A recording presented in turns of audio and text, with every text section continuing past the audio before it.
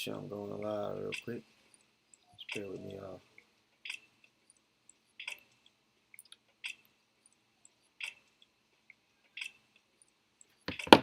All right, Shalom. This is your brother Yawanathan. All right, first and foremost, I want to give all praises to the Most High, Yahweh, Bahashim, Yahushai, Bahashim, Rechah HaKodash. I want to give double honors to the apostles and the elders of Great Millstone. I want to say Shalom to all the brothers, of course, the few sisters who are pursuing this truth in sincerity. All right, may the blessing of election be upon your house. The title of this lesson, man, is that our lenses are tinted with prophecy. You know how you get prescription glasses? They got a strength of medicine within them. All right, the medicine in our lenses is prophecy. That's what allows us to be sober-minded and to actually understand what's going on around us, to see through the deceptions, the sleight of hand that are being pushed our way. Okay, prophecy is what separates the scriptures from everything else. The scriptures come to life because we can see the prophecies actually playing out before our face. And if you believe in who the world ignorantly calls Jesus, whose real name is Yahushua, the spirit that comes with him is the spirit of prophecy. Let's go prove that. Let's go to Revelation, the 19th chapter, in the 10th verse. And this is when John the Revelator had an encounter with an angel. Okay? It says, "And I fell at his feet to worship him. And he said unto me, See thou do it not. I am thy fellow servant." So John the Revelator, he's having this encounter with this angel, and he's in awe. But the angel tells him, "Nah, man, we're on the same mission. We're pushing towards the same goal. Your stations here on earth, but mine's in the heaven, but we're pushing towards the same goal." All right? "And of thy brethren that have the testimony of Yahushua. Worship Yahweh." Or the testimony of Yahushua is the spirit of prophecy. Boom. Okay? Then we go to Sirach, and I got to pull it up on online because, you know, the blue letter doesn't have the KJV. So let me get that real quick for you guys. Let's pull that up here. It's Sirach 39 and 1. Okay, let's pull that up. Sirach 39 and 1, it says, "But he that giveth his mind to the law of the Most High, and is occupied in the meditation thereof, will seek out the wisdom of all the ancient, and be occupied in prophecies." Boom. Again, prophecy is what separates the scriptures from everything else. No other belief, whether it be Islam, Buddhism, whether you picked up some Dead Sea Scrolls, right? None of it goes into distinct and detailed prophecies about what's going to happen before the Lord returns, how the kingdom of heaven is going to be established. Okay? So, you know, when scoffers come up, we can go straight into prophecy and the bar gets too high. That's the deep waters. Okay, now let's go to 2 Peter's 1 and 19. I'll pull it up on the blue letter here. 2 Peter's 1 and 19, just to bring the point home. All right. Before I get into what I really want to talk about. This 2 Peter's 1 and 19, I'll just put it up here. It says, "We also have a more sure word of prophecy, whereunto you do well that ye take heed, as unto a light that shineth into a dark place, until the day dawn and the day star rise in your hearts." Of course, that's Yahushua. Let's read it in the NLT. See how it reads there. I'm just curious. Okay.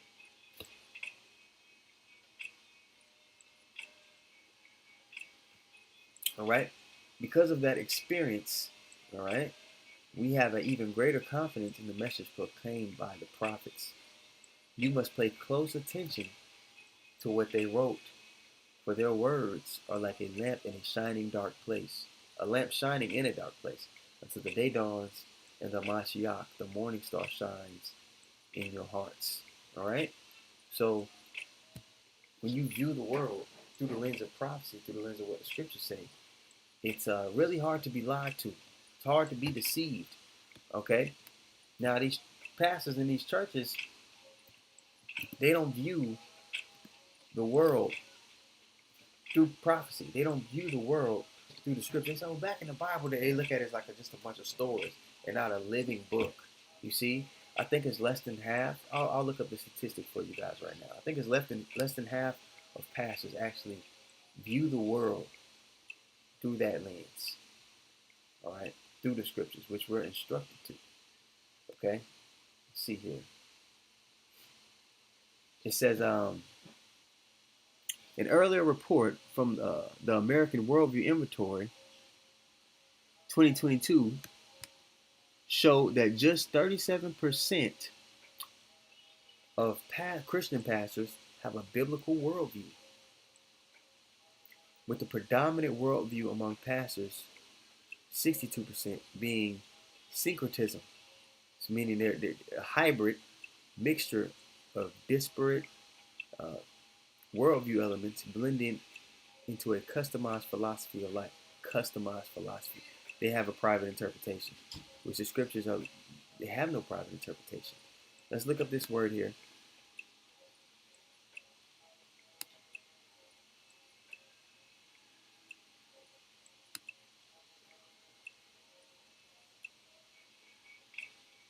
The amalgamation or tinted amalgamation of different religions, ah, ah, cultures, or schools of thought.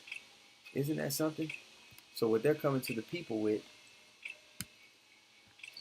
is a customized version of what's right and wrong. All right, I think it's in Colossians. Um, I'll pull it up real quick. Colossians, the second chapter. Let's go there really quick. Colossians 2, say 8. That should get us around about where we need to be. Pull it up on the blue letter for you all. Okay, let's go back to the KJV.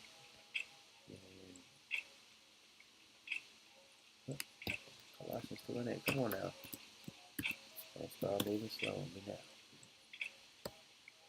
Alright. Got to pull it up for you guys. Colossians 2 and 8. It says, beware lest any man spoil you through philosophy and vain deceit, after the tradition of men, after the rudiments of the world, and not after the Mashiach. And that's what majority of these pastors, that's what they're doing.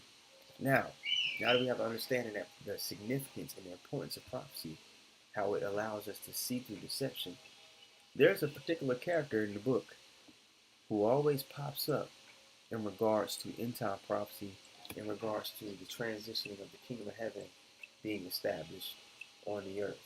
There are particular things that are going to play out before the kingdom of heaven is established upon the earth. Okay? We go to Lamentations. Let me go to Lamentations, the 4th chapter. Just before, the curses are lifted up off of the children of Israel, because we know, first let me, I gotta jump back to Revelation 22 and 3 really quick. We know the curses are going to be lifted upon the kingdom of heaven being established. Okay, the laws are going to be written within our inward parts, and we're going to be perfect. We're not going to be able to sin anymore. Sin is a transgression of the law. But the curses are going to be lifted up off of us when the kingdom of heaven is established. So we go here to Revelation 22 and 3. And it says, and there shall be no more, it said, end of the book. And there shall be no more curses, talking about the kingdom of heaven being established and the Lamb. All right. And there shall be no more curse, but the throne of God and of the Lamb shall be in it, and his servants shall serve him. Boom. All right. Now we go to Lamentations, 4th chapter, the 21st verse. 21st. Okay. It's fine. We just scroll down. I started 19 actually. Lamentations 4 and 19. Our persecutors are swifter than the eagles of heaven. Now, when the scriptures even talk about the curses in Deuteronomy, the 20th chapter, he said that he would send a nation swifter than the eagle fly. Whenever it talks about Edom, you can go to Isaiah the 14th chapter. It says that they view themselves as the eagle. All right, it's the bird that flies high above all the creatures of the earth. It looks down, that bird's eye view. All right, it's symbolic with them. They use that as like being above. All right, that God complex that they have. So you see nations being referenced at 2nd Ezra the 11th chapter. You see a nation being referenced to as the eagle. It's usually talking about Edom. You understand? Esau, the so-called white man. All right, it's not a color thing, but I use those relative terms, and we all use those relative terms so that you know who we're talking about. You have some Edomites that look like us. It's a bloodline thing. But the predominant bulk of Edomites are going to look like so-called white people. The predominant bulk of Israelites are going to look like the so-called black, Latino, and Native American people. Although it's not exclusive, we're not exclusive to looking like just those people because we've been scattered into every nation of the heaven. Okay? But let's go back here. Lamentations 4:19. Our persecutors are swifter than the eagles of heaven. It's giving you that hand. And right after this, it starts talking about Edom anyway. They pursued us among the mountains. They laid wait for us in the wilderness. The breath of our nostrils, the anointed of the Lord, was taken in their pits, whom we said, under his shadow we shall live among the heathen. Rejoice and be glad, O daughter of Edom, that dwellest in the land of Uz. The cup also shall pass through unto thee. Thou shalt be drunken, and thou shalt make thyself naked. They're going to be exposed. They're going to be brought to a lower state, like it talks about in Isaiah the 47th chapter, Isaiah 47:1. All right, but then right after it talks about, the curses, and that cup being passed on to them, it goes straight into us being restored. Okay, so let's pull that back up. The punishment of thine iniquity is accomplished, O daughter of Zion. He will no more carry thee away into captivity. He will visit thine iniquity, O daughter of Edom. He will discover thy sins. So that's going to be in the kingdom of heaven when that's established. Revelation 18:6.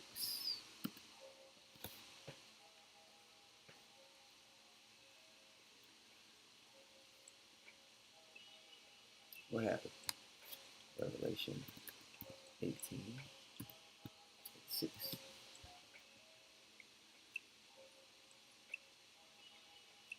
Yep. For all nations have drunk of the wine of the wrath of her fornication, and the kings of the earth have committed fornication with her. Everybody's been in bed with this devil. Okay?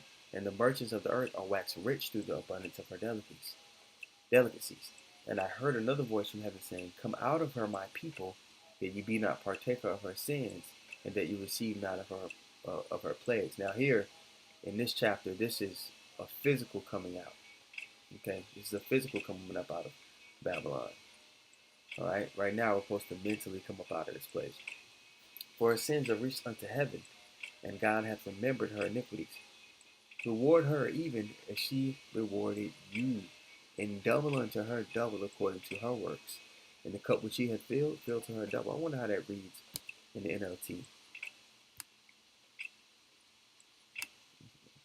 Bear with me. You know, do to her as she has done to others. Double her penalty for all her evil deeds.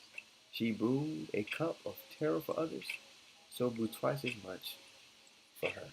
So she's going to be, this devil's going to be paid back for all the wickedness that he's done. He that leadeth in the captivity must go within the captivity. He that killeth with the sword must be killed by the sword. Here's the patience and the faith of the saints.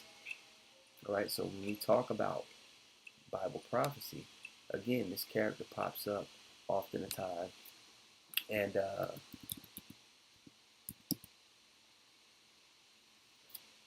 it's synonymous with the end of this age. Let's actually look at that in 2 Measures, the 6th chapter, and we'll start at verse 8. But I want to read it in the GNT actually.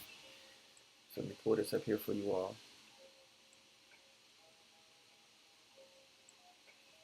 Okay. It's 2nd Ezra 6 and 8.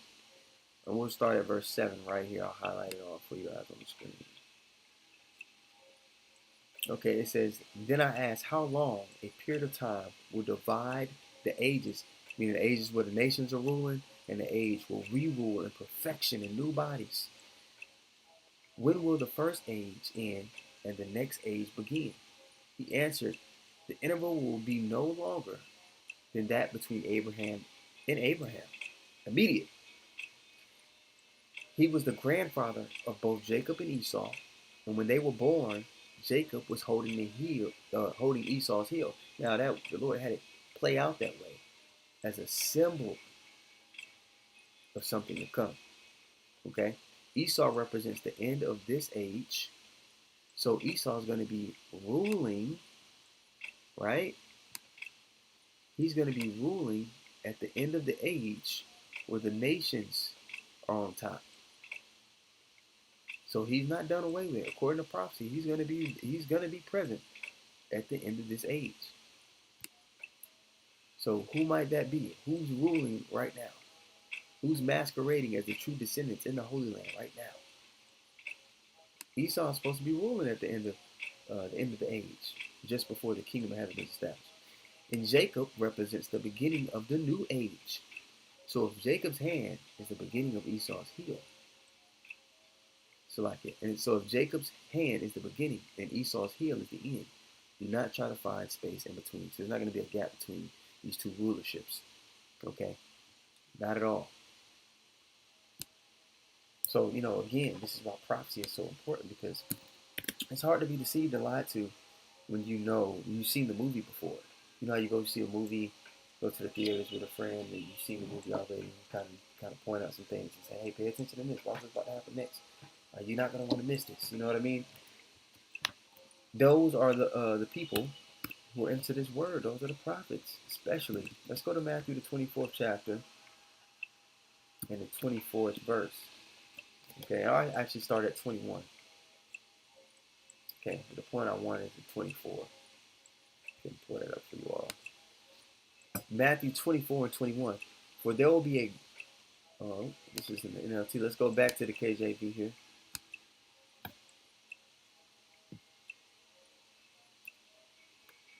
Matthew 24, and we're going to start at 21. Point is in 24.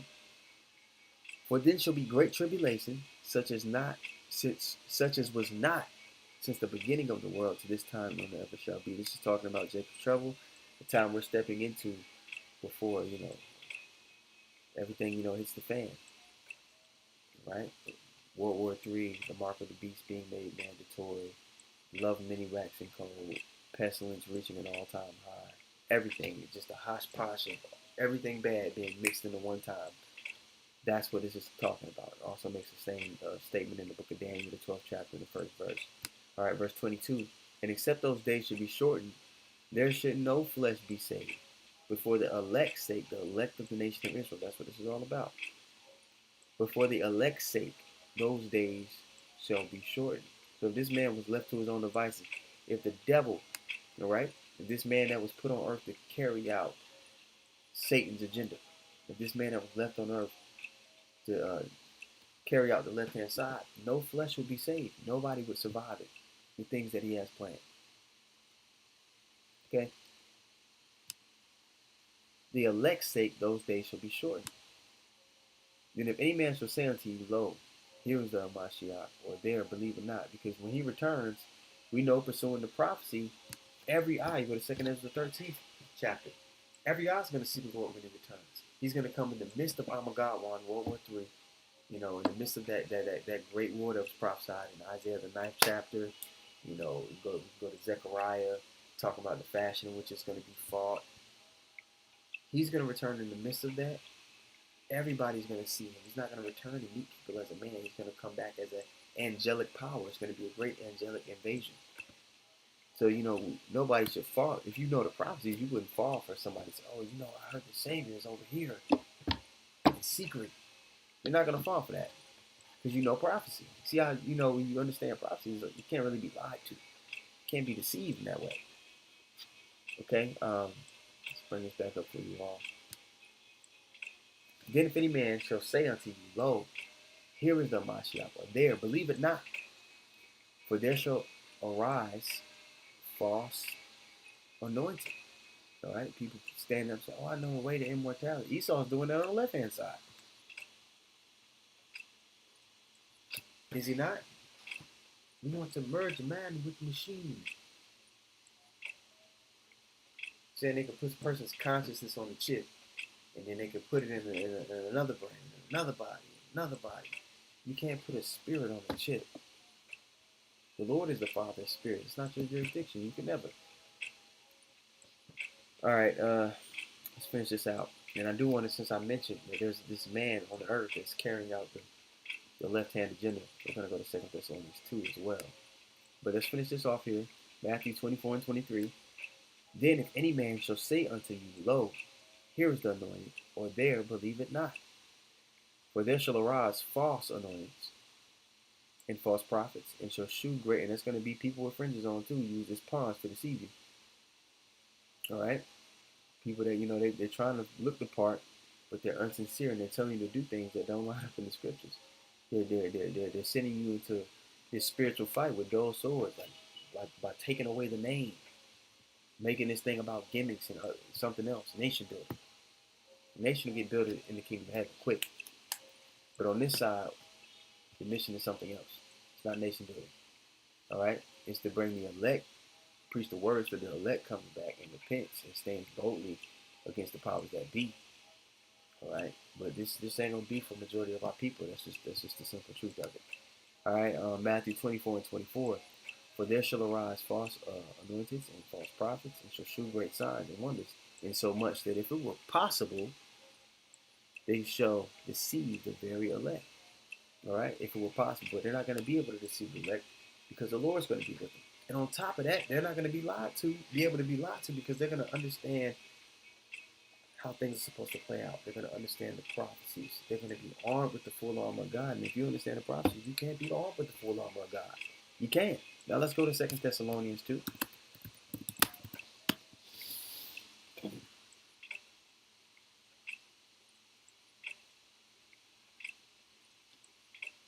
Check this audio as well. All right, so it sounds like it's good. All right, 2 Thessalonians 2, and we'll start at verse 3 here.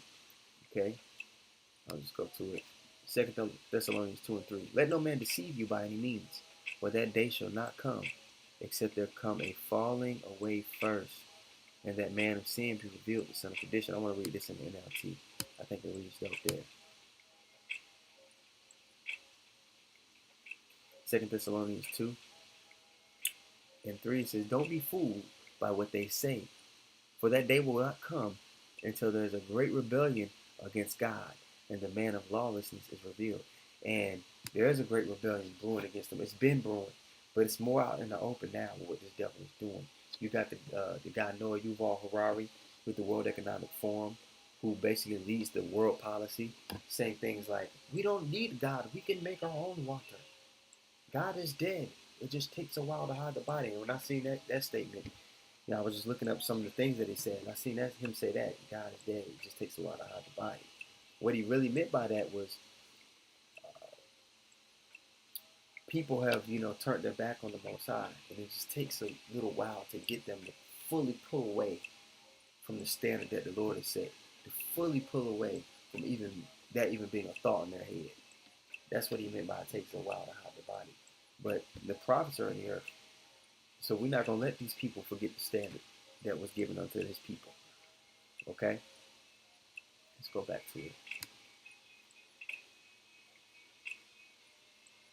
Until there's a great rebellion against God, and the man of lawlessness is revealed, the one who brings destruction, the hammer of the earth, the man whose blessing was the sword, all the way back in Genesis.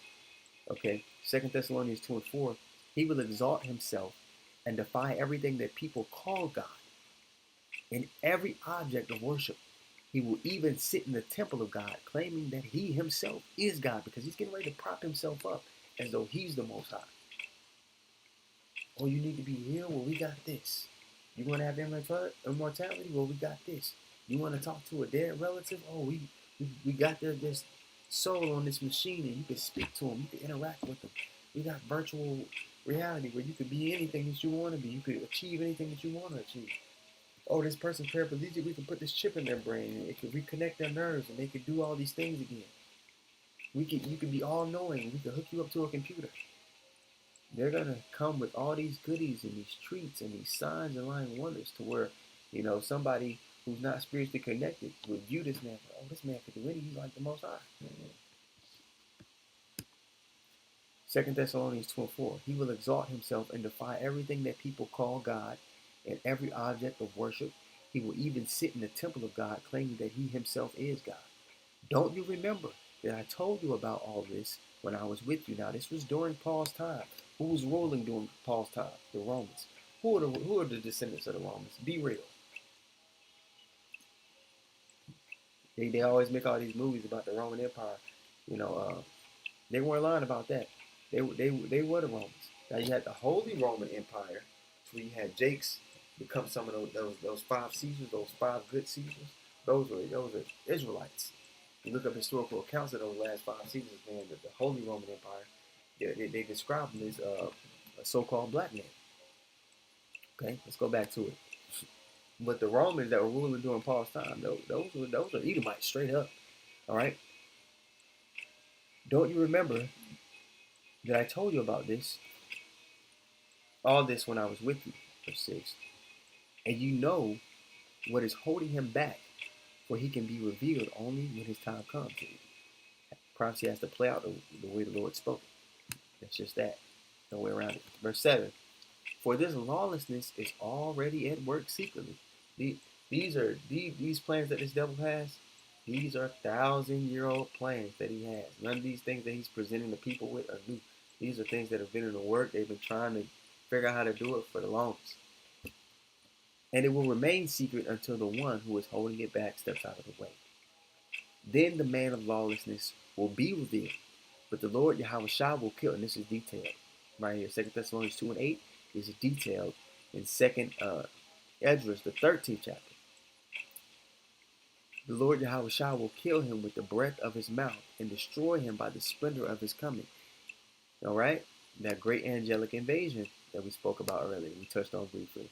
2 Thessalonians 2 and 9, this man will come to do the work of Satan with counterfeit power and signs and miracles. He will use every kind of evil deception to fool those on their way to destruction because they refuse to love and accept the truth that would save them. And part of this truth, man, is that you got to believe these prophecies to be true. And we believe them to be true and we see them playing out. But that's not a gift given to everybody. So prophecy is what our lenses are tinted with. You can't look with the eyes on your face, man. You got to look through, you got to filter everything through the spirit. And then you got to have faith along with it. Okay?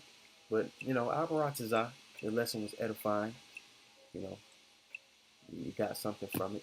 I want to give all praises once more to Yahweh, Bahashim, Yahushai, Bahashim, Rakah HaKodash. I want to give double honor to the apostles and the elders of Great Millstone. I want to say shalom to all the brothers, of course, the few sisters who are pursuing this truth in sincerity. Right? May the blessing of election be upon your house.